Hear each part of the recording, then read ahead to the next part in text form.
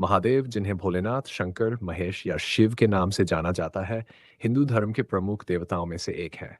वे त्रिदेवों में संहारक और पुनर्निर्माण करने वाले माने जाते हैं। महादेव का स्वरूप अत्यंत अद्भुत और रहस्यमय है। उनके जटाजूट से पवित्र गंगा प्रवाहित होती है। मस्तक पर अर्धचंद्र शोभित रहता है। गले में सर्प और शरीर पर भस्म लिपटी रहती है। उनका अस्त्र त्रिशूल और डमरू है, जबकि उनका वाहन नंदी बैल है। ये रूप यह दर्शाता है कि वे प्रकृति के सभी रूपों और शक्तियों के नियंत्रक हैं। महादेव का एक विशेष नाम भोलेनाथ है। इसका कारण यह है कि वे अपने भक्तों की छोटी सी भक्ति और आस्था से भी प्रसन्न हो जाते हैं। वे बहुत सरल स्वभाव के हैं और शीघ्र ही अपने भक्तों को आशीर्वाद प्रदान करते हैं। महादेव के रुद्र रूप से संपूर्ण ब्रह्मांड की नकारात्मक शक्तियों का विनाश होता है, जबकि उनके शांत स्वरूप से भक्तों को ज्ञान, शांति और मोक्ष की प्राप्ति होती है। कैलाश पर्वत को महादेव का धाम माना जाता है।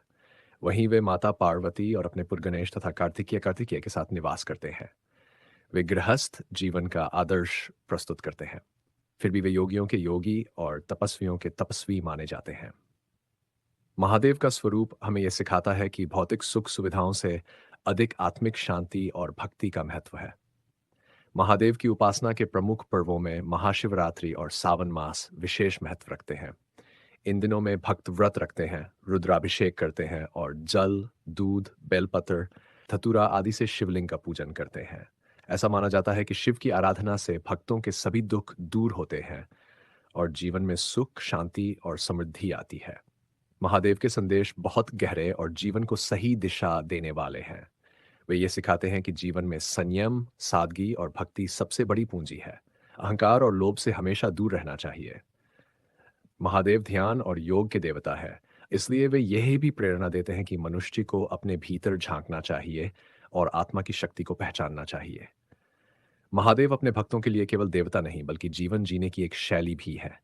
उनका जीवन यह बताता है कि सच्चा सुख त्याग और सेवा में है। वे अनंत शक्ति के साथ साथ करुणा और प्रेम के भी स्रोत हैं। इस प्रकार महादेव केवल एक देवता नहीं, बल्कि अनंत ऊर्जा, प्रेम, करुणा और शांति के प्रतीक है। वे ये सिखाते हैं कि भक्ति भाव, सरलता और सत्य के मार्ग पर चलकर ही मनुष्य मोक्ष और परम आनंद की प्राप्ति कर सकता है। सच में